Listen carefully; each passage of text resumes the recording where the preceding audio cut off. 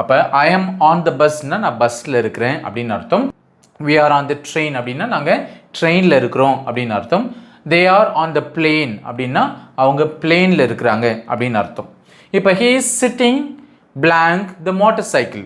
So பைக்காக இருந்தாலும் சரி, மோட்டார் சைக்கிளாக இருந்தாலும் சரி, அல்லது பைசிக்கிளாக இருந்தாலும் சரி, இது எல்லாத்துக்குமே நம்ம வந்து திரும்ப ஒன்ஸ் அகெயின் ஆன் தான் போடணும். Okay, he is sitting on the motorcycle அப்படின்னு சொல்லலாம்.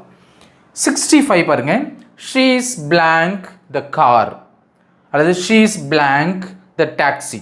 அவள் காரில் இருக்கிறா, அவள் வந்து டாக்ஸியில் இருக்கா அப்படின்னு சொல்லும்போது இங்கே வந்து நம்ம ஆன் பயன்படுத்தக்கூடாது, மாறாக இன் பயன்படுத்தணும். So in.